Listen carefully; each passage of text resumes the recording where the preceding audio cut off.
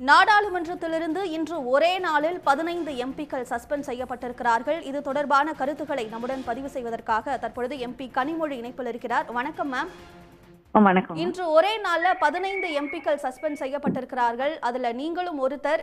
எப்படி உணர்றீங்க? என்ன காரணத்திற்காக அவர்கள் நீங்க சஸ்பெண்ட் செய்யப்பட்டிருக்கிறதாக கூறுகிறாங்க?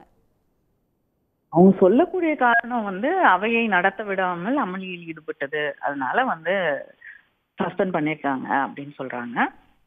அதுல 15 பேர்ல சஸ்பெண்ட் பண்ணப்பட்டவர்களோட முதல் லிஸ்ட்ல திமுகவை சேர்ந்த பார்த்திபன் அவர்களுடைய பேரும் இருந்தது.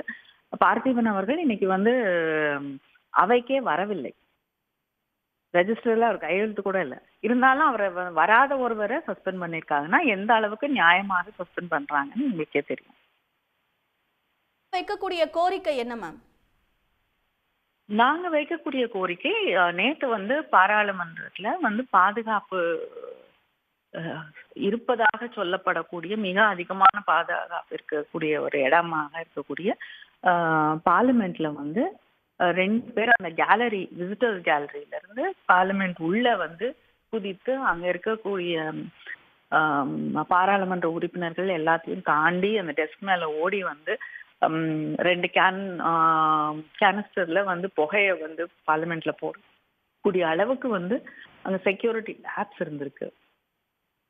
இதற்கு யாரும் காயப்படவில்லை, அடிப்படவில்லை அப்படின்னு இருந்தாலுமே அவர் ஷூக்குள்ள ஒரு பைப் மாதிரி ஒரு விஷயத்தை வச்சு எடுத்துட்டு வர முடியும்னா எதுவாக வேணாலும் இருந்திருக்கலாம்.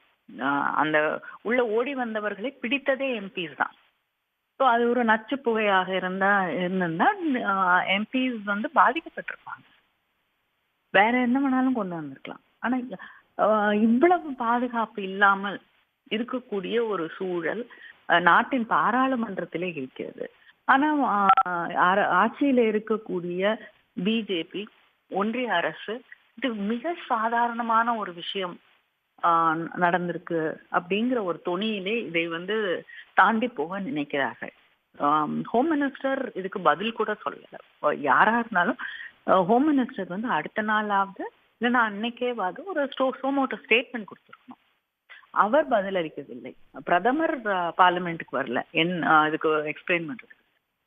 எந்த விதத்திலையும் கவர்மெண்ட் இதுக்கு ஒரு அக்கௌண்டபிலிட்டி எடுத்துக்கிறதுக்கு, இதுக்கு நியாயமா பதில் சொல்றதுக்கு அவங்க தயாராகவே இல்லை. அதையெல்லாம் தாண்டி அந்த 2 பேரும் உள்ள வருவதற்கு கையெழுத்து போட்டு கொடுத்த பிஜேபி எம்பி அவர் இன்னைக்கும் பாராளுமன்றத்துல இருக்கிறார். ஆனால் நியாயம் கேட்டு போராடக்கூடிய நாங்கள் சஸ்பெண்ட் செய்யப்பட்டிருக்கிறோம். இதுதான் இன்னைக்கு இந்த ஆட்சி நடந்து கொள்ளக்கூடிய ஜனநாயக வழி. இன்று ஒரே நாள்ல எதிர்க்கட்சிகளை சேர்ந்த 15 எம்பிக்கள் சஸ்பெண்ட் செய்யப்பட்டிருக்கிறாங்க.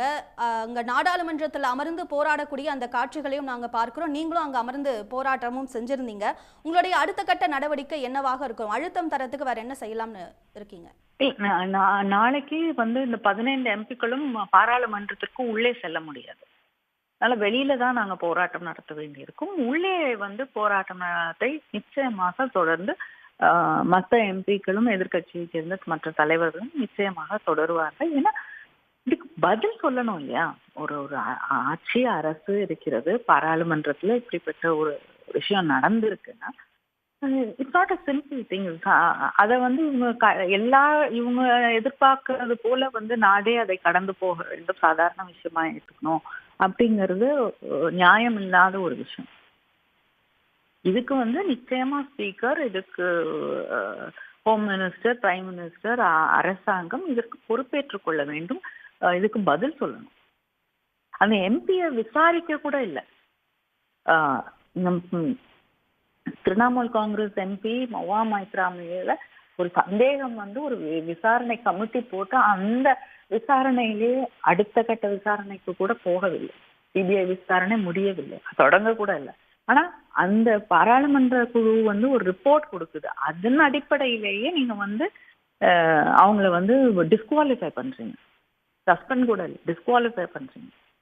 ஆனா 2 பேர் பாராளுமன்றத்தில் குதித்து தாக்குதல் நடத்தறதுக்கு காரணமாக இருக்கக்கூடிய, வழிவகை செய்து தந்திருக்கக்கூடிய ஒரு எம்பி இன்னைக்கும் பாராளுமன்றத்துல இருக்காருன்னா இதுல எந்த விதத்துல ஒரு நியாயமாக அரசாங்கம் நடந்தது? இணைப்பில் வந்து கருத்துக்களை பகிர்ந்து கொண்டமைக்கு நன்றி மேம். நன்றி.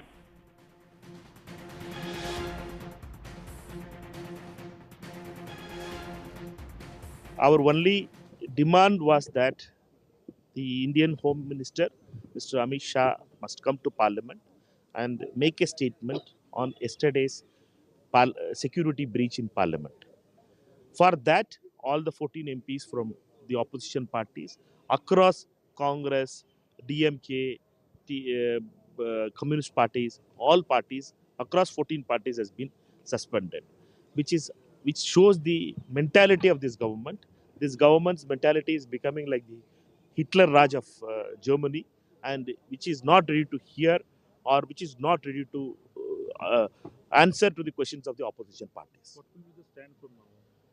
India Alliance will meet tomorrow morning, and the leaders will decide what has to be taken.